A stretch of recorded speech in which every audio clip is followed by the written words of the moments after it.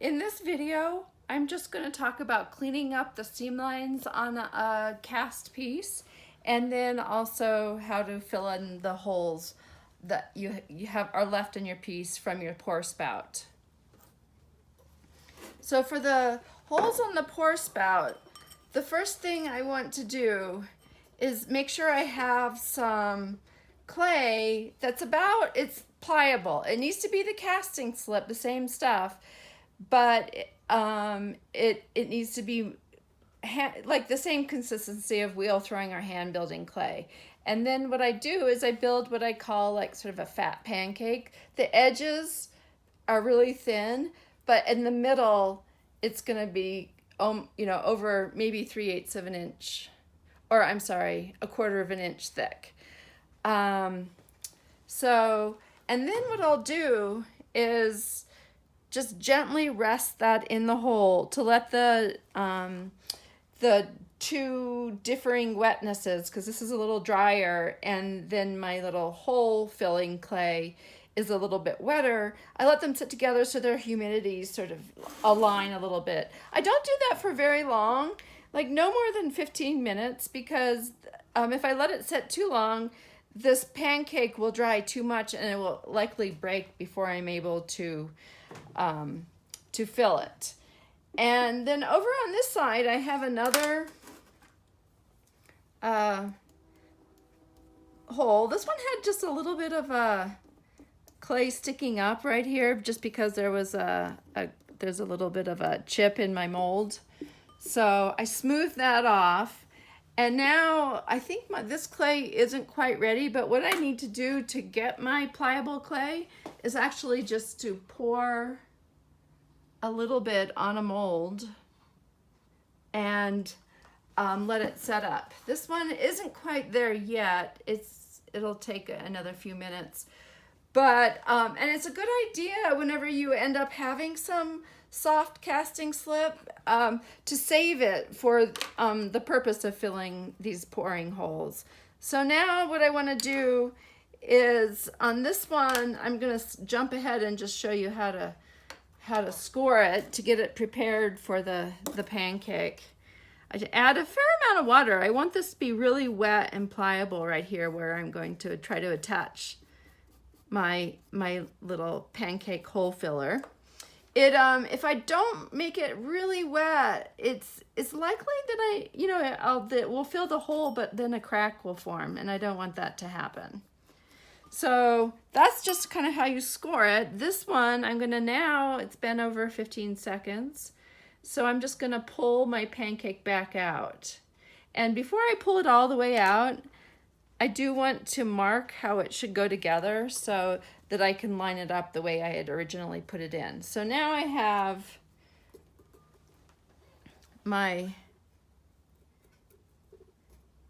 get both sides wet and then score. Adding water, I usually use a little brush. I find if I try to use a sponge, it just gets really messy and I get too much water. So I will often just use a little tiny brush to help get the clay wet. Go back, score again after I've gotten it wet.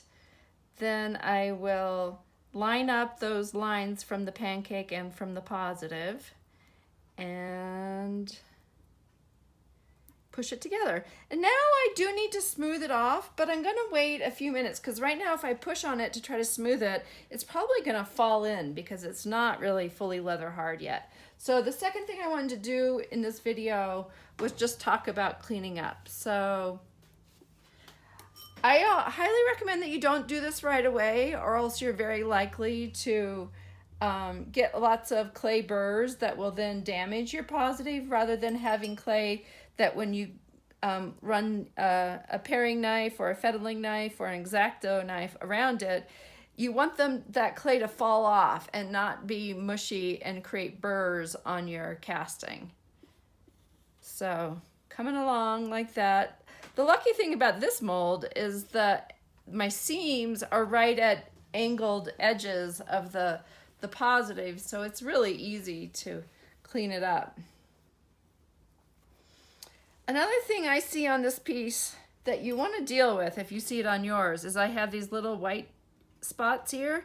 This is actually little chunks of plaster that really should not be there, because they will give you serious headaches later on and likely cause your casting to crack. So I'm pulling those out. If there's a lot, it's probably a sign that you need to throw away that casting. But this was just a little, so I'm going to fix those and then smooth off that spot. Now, with my with the majority of those kind of little protruding lines of slip that exist between the two sides of the mold, I'm just going to go back very lightly and sponge that over. This is something you may not want to do if your piece you're casting has a lot of texture. I can get away with it because my casting is very, very smooth. All right, so now let's come back here, see if we can pull up our pancake from the mold. It's a little on the wet side, but I think I can still use it. And I'll just kind of push it around on here to make sure that it dries out enough to seal up the bottom of this piece. So it's almost like just miniature wedging on a plaster surface to get this ready to be a little pancake. All right, so now I'm ready to make my pancake, and I am just gonna go straight ahead and put this in. It's a little bit risky that I might get a crack later on, but I've already scored this because of the sequence of the demonstration, so I can't really push this in and let it sit there for a while. All right, so when you're filling these pancakes into the holes, you definitely want to, you don't want to wait very long. If this positive has gone past leather hard and starting to look a little white and pasty, it's too late to get a pancake in there, or you're just very, very likely to have a crack form. So now I'm going to just come back, now that that's set up a little, and really smooth off the extra protrusions on where I filled the hole. And then I'll, again, let it set a little bit and run a sponge along it, and it should be good to go, nice and clean. I do have to say, now what I've done is sealed this cast shape off so that now there's no opening between the interior and the exterior. So if I put this right in the kiln, when steam forms, is likely to blow the piece up. So it's very important, if you are sealing a piece off completely like this, that you also put a couple holes, very, very small holes with just like a needle, so that there is at least a small space for steam to escape while it's firing, so you don't blow it up. Okay, thank you.